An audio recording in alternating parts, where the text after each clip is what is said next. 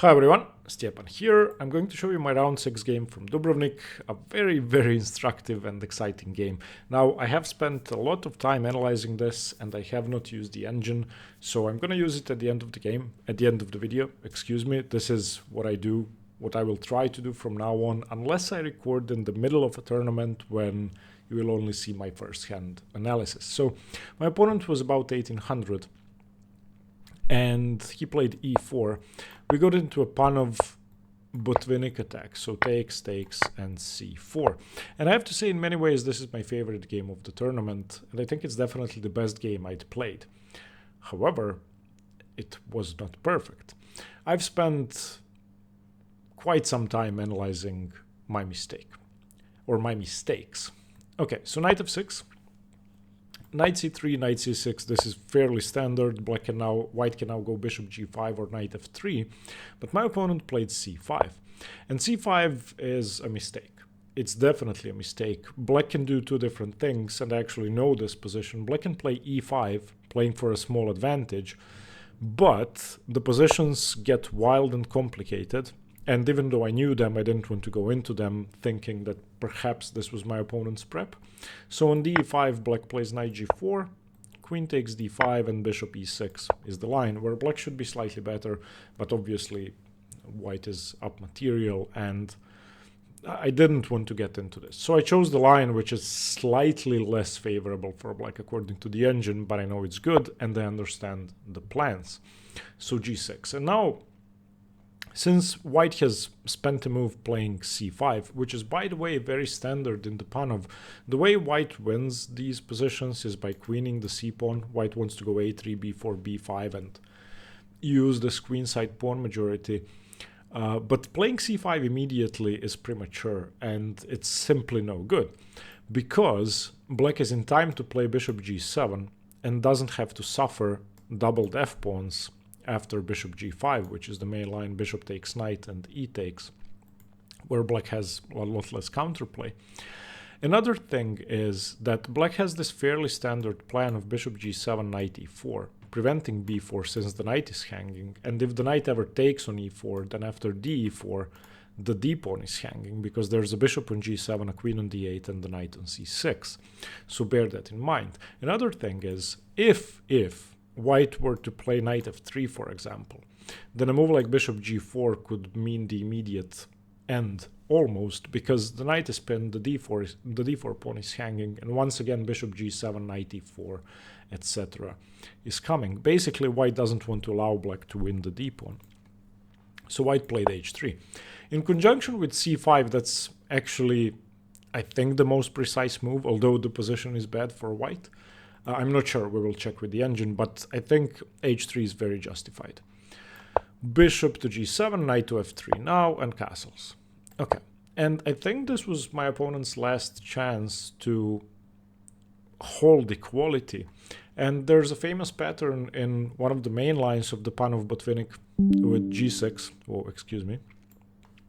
where white goes bishop b5. And the idea is to simply remove one attacker of the d-pawn.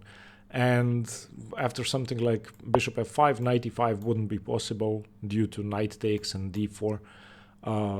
So at some point white would take on c6 and this pawn would be safe. Instead of that, my opponent played a3. And I think black has a significant advantage now. I played knight e4. Of course, if this knight is taken, black immediately wins, because if knight e4, d4, and you move the knight, I take with the queen on d4, and c5 is hanging, you cannot play b4. Black has a massive lead in development and is up material. So my opponent understandably played bishop to e3. And I was really surprised that I couldn't find an immediate big advantage. I couldn't find a move that led to a winning position. I saw knight c5 immediately, and I figured that has to be good. A temporary piece sacrifice, you get it back with d4. Another idea is knight takes c3, which simply prevents white from playing this thematic pawn storm and ruins their pawn structure. And maybe I'll have ideas of knight a5 later on, and e5, of course. But I ended up settling on knight takes c5. I figured with this massive lead in development, if I open up the center, I should be better. And there's also a line where my knight ends up on f5, targeting the bishop on e3, which did happen in the game, which I was hoping to get. So knight takes pawn. Of course, taking is forced. You must take. If you don't, I'm just up a pawn. And now d4, winning my piece back. Now, if a white just retreats the bishop, I can take. And my bishop is on c3 as well, so that doesn't work. You have to take once. So knight takes, and knight takes. And now, of course, if bishop takes d4, then my dark squared bishop is unopposed, and once again, I would be threatening things like bishop takes c3, queen a5, and so on. So my opponent needs to do something active other than taking the knight, so bishop c4, preparing to castle and developing. And now I played knight f5. And this is exactly what I was hoping to get before I took on c5. Because now, if white wastes another tempo with the e3 bishop, well, first of all, where does the bishop go? It's really unclear because I'll have queen c7 in the end. And you can never play b4 because I take on c3 with check. So my opponent must leave the bishop here. And they can throw in a queen trade, fine. But that still doesn't mean that c5 is well defended. My opponent traded queens, I took, and now they did decide to save the bishop. I think that's a big mistake. My opponent played bishop d2. Instead of that castles and knight takes, pawn takes, f7 is constantly hanging, and I saw this, and I would have taken on e3, but there's a trick. If you take on f7 after I take on c3, I have time to play e6, trapping your bishop. So I was planning to take on c3, and I think bc3 is the best move. If bishop f7, then I move my king, and when you take my bishop, I go e6, and I think black is winning. I don't see a way for the bishop to get out. So on bishop takes c3, bc3, I now go e6 probably. Just save my pawn, and this is a massive advantage. Not only do we have light squared bishops, but all of white's weaknesses are on dark squares, so they will not be able to defend with the bishop, and I think this would have been massive. However, bishop d2 seems even worse. Now I have to start developing, so I played bishop d7, bishop c6. My opponent played rook d1. I think castle's queenside could have been more precise, and in this position I think I missed a winning idea, and the winning idea is rook c8. If they try to defend the pawn, I go bishop c6, and I'm threatening, if they castle, I take on d2, take on c3. If they don't castle, then I take on d2, take on c3. If they don't do anything, I take on g2. So I don't even know what the best move is. Maybe knight b1? I have no idea. In any case, I would have taken on g2 there and probably on h3 as well. I didn't see that.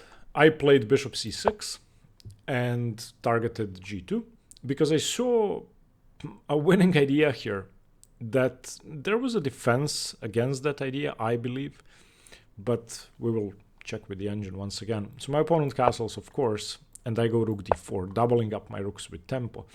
I think you have to move the bishop. If you don't, then eventually the other rook is coming to d8, and if the bishop stays over here, it's not covering the d1 square, so maybe the bishop will be hanging and the rook will not be defended enough. So my opponent played bishop e2, which I agree with, rook a d8. And bishop c1 was played, which I think is okay. Now, perhaps I shouldn't have traded rooks, but again, I saw a line that started 2 moves away from here, which I thought was winning for me. There was a defense, but my opponent didn't see it, and we went into that line. So I traded rooks, and I was hoping my opponent would take with the knight. They did take with the knight, and then black has a winning position. You can try to figure out why if you want. Instead of taking with the knight, my opponent should have taken with the rook. And of course, I would have traded. And now once again, if bishop takes, I can take on c3. And this should be a pleasant advantage for me. I don't think I can win easily, but I think I can win, because I really don't have any weaknesses and my opponent has 3. But And also, if you take with the knight, then I have knight d4, and it seems unpleasant. But my opponent took with the knight, and now this is, I think, black to play and win. I couldn't find the defense. The move is bishop d4, and you cannot defend the c-pawn. If you don't defend the c-pawn, then you don't have anything here. I have two perfectly placed bishops. All of your pieces are on the back rank. I don't know what to suggest. Maybe... I really don't know. The engine will say. But I do know that b4 cannot be played. My opponent did play b4. And now this is a very simple combination where I pick up the c-pawn anyway.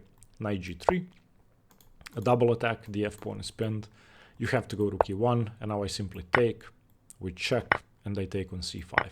And if you take my bishop, I take this knight and this bishop. And of course, I'm up a piece.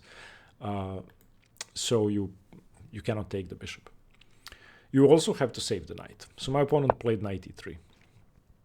And I think this was my second biggest thing of the game. I couldn't decide where to put the bishop. I didn't want to go bishop d4 because my rook is undefended.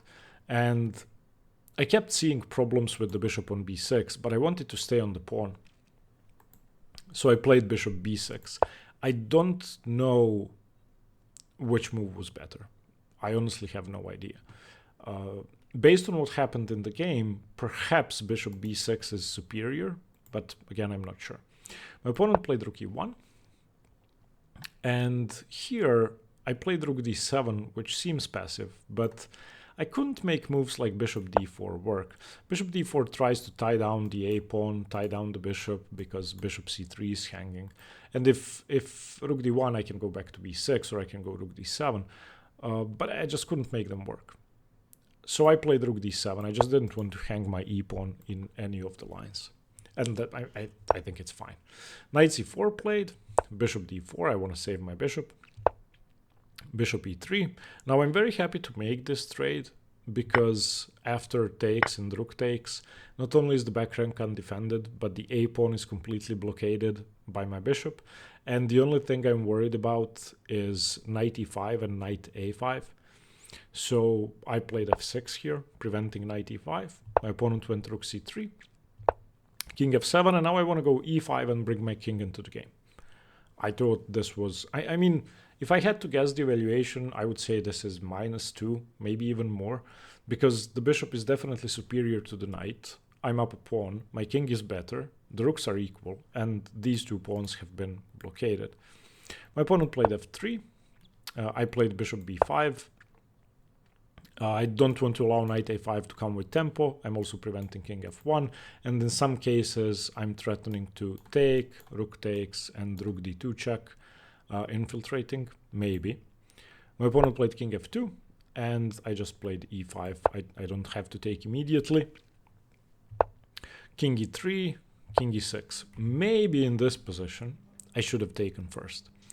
Because the rook endgame, even though it's not easy to win, seems winning. So takes, takes, king e6. And I have one passed pawn, g2 is weak, so if I can play something like h5, h4 in the future, I'm sure it would be winning. Unfortunately, I don't have time for that. I think my opponent plays h4 now, and the position seems fine. And even if I do infiltrate, I constantly have to worry about rook c7, so I don't really see a way to make progress. So I didn't want to go for that, although maybe the rook endgame is also winning. So I played king e6. Now it's a different story because my king is one square closer and it's not check if I play rook c7. Of course, any king and pawn endgame is winning for me. So if my opponent makes a random move, I would just go rook c7, which I couldn't do with my king on f7 because of knight check. And now the king has to defend, and I can just do this and win. And even if my opponent doesn't blunder a piece, but I just go into a king and pawn endgame, it's still completely winning. So my opponent played knight b2. Okay, I went f5, makes sense. Move your passed pawns. Rook c2. I don't understand rook c2, but okay. a6. a6 is a bad move, but I should mention that this tournament is 60 plus 30, and I don't remember how much time I had at this point, but not much. I'm not used to this short time control, And yeah, I was very low on time at some point. A4. Okay. Now, I didn't know whether to throw in f4 or not. Of course, if I play f4 and my opponent goes king e4, then that wins the exchange because of bishop c6. Check, and you have to take because it's mate if you don't. But I had decided to play bishop c6 without f4. I should have gone f4 because I played it later on. Knight d3, threatening knight c5 check. I have to defend against that, but I had calculated in advance and I had decided to go rook d4, knight c5. And now I think I made the first mistake of the game. I played king d5, which is a bad move. It's very hard to see why. I mean, it doesn't make sense to go king d6 to me, or it didn't during the game, but it makes perfect sense now. Playing king d5 trades off all of the pawns, and all the pawns are going to be on the same side of the board. So what happened in the game was king d5, of course b5, takes, takes, takes, and knight b7, threatening to win the bishop. So I had to play bishop c4. Had I played king d6, the same thing simply doesn't work because I have the d5 square for my bishop and it defends the b7 pawn. So after b5, a takes, bishop d5, not only am I not trading pawns, my bishop is safe, the c5 square is under my control, the knight doesn't have access to a6 or b7, all the squares are covered, and if something like knight b3, even if the rook does come to c5, it's not check, my king is on d6. So this would have been way, way better.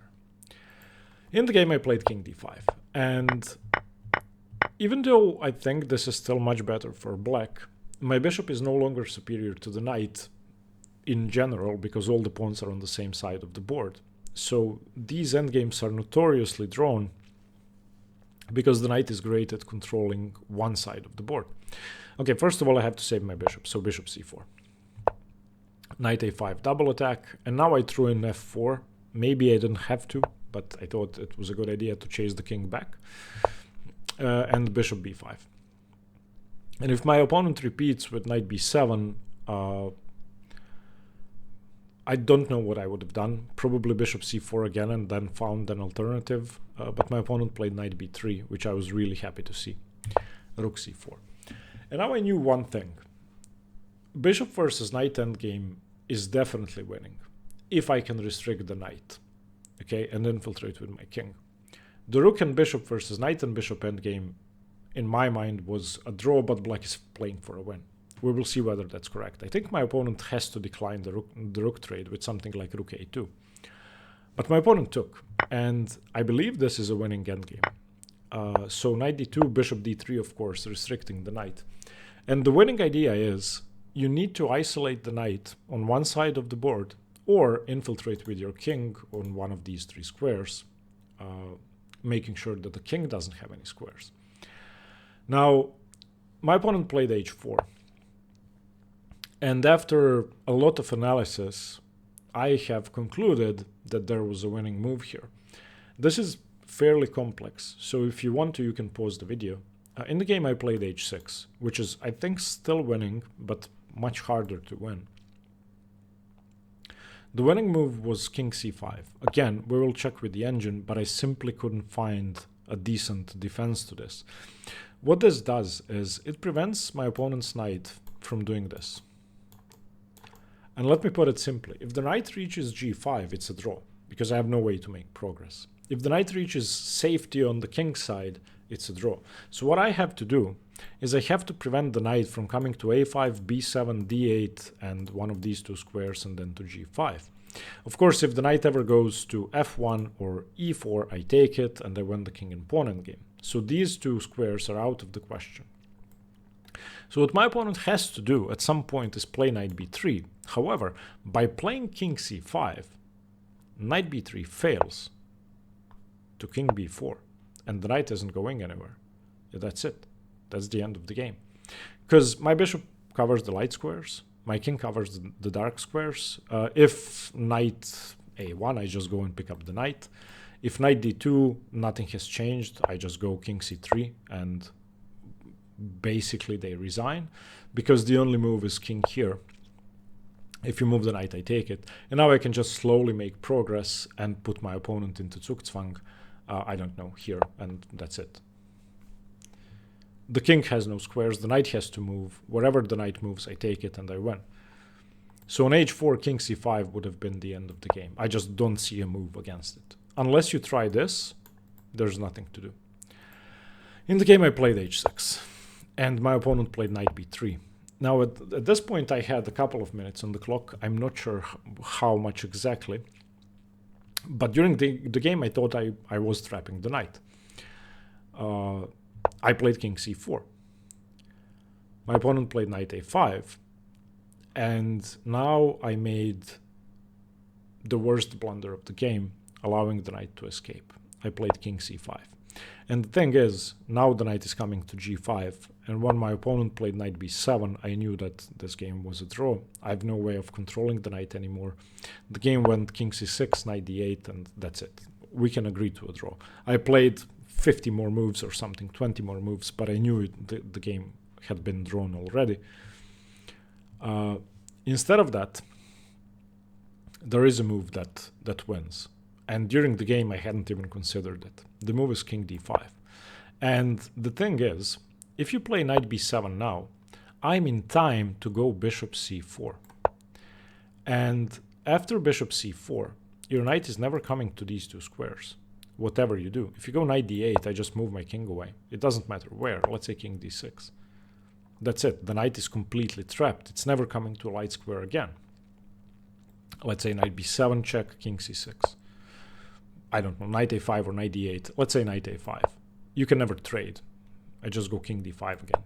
And you can repeat as much as you want. Let's say knight b7. I can move my bishop along this diagonal, and you're never playing knight a5, knight b3, knight a5, knight c4, knight d8, knight f7, or e6. And for example, if knight a5 once again, then king c5 now does work, knight b7, king c6, knight d8, king c7, and the knight is trapped. That's just one line. There are many. So unfortunately, I messed it up here. And yeah, it was a mistake to play king c5 because it allows knight b7 with check. Even if I had played, I don't know, king c3, knight b7, bishop c4, I would have had better winning chances. Maybe even this is winning. I'm not sure, but I think my king needs to stay close to the c6 square because I can actually lose this pawn. So after knight here, maybe I'm still winning, but I have to be careful. King d5, though, is an immediate win. So the game ended with a bunch of useless moves that don't do anything. In the end, my opponent played the g3, trading off the last pawn, and now it's just hopeless. I have no way of ever doing anything. So here I finally offered the draw and we agreed to a draw. Now, after 20 days, I'm going to turn on the engine. It's very hard not to check your games with the engine, but okay, let's see. Okay, this position I already know. After c5, e5 is the best move, but I chose to go g6, which is also fine.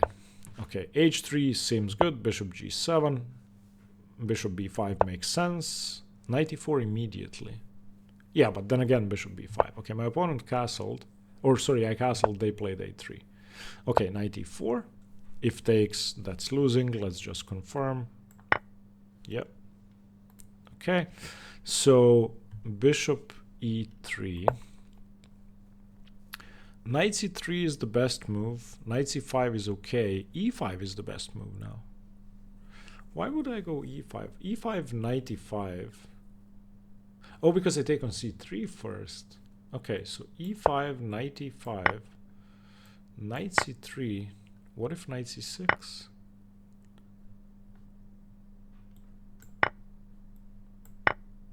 Ah, I take on e3 and then the bishop on f1 is hanging. Okay. Okay. I didn't consider e5. I took on c5. Okay, minus 0.5 makes sense. Knight takes, bishop c4 is best. Knight f5 is good. Queen takes, rook takes, bishop d2. Okay. Bishop d7 is best. Rook d1. Yeah, rook c8 was winning. But I played bishop c6, which is a mistake. Castles, rook d4 is best. Good. Bishop e2 is best. Rook a d8. Bishop c1. Okay, I took on d1. The engine plays rook d7. I don't understand rook d7. I wouldn't even consider rook d7. I don't see what it does. Okay, takes. Yeah, when they take with the knight, I know that this tactic wins. Yeah. Wait, knight e3 giving up the pawn was best. Okay, so let's see. Knight e3. Wait, okay, I don't have to take on c5. I can play rook d2 in the end. So here, and if bishop takes, I take, and go rook d2. Okay, good. This also works. But okay, bishop d4, my opponent played b4. And now, yeah, minus 2.5. And I messed this up. Okay, moment of truth. Bishop d6 is better than bishop b6, but it's almost equal. Okay. Why didn't I play rook d3?